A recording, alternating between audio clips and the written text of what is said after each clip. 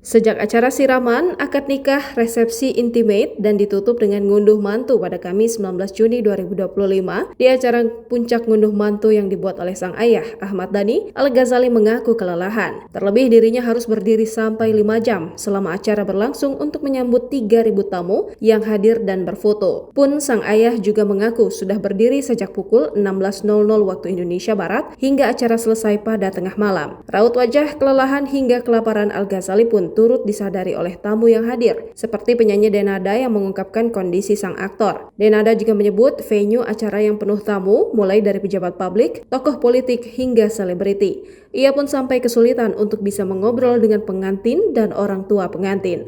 Dikatakan Denada, ia sampai tak tega melihat Al-Ghazali.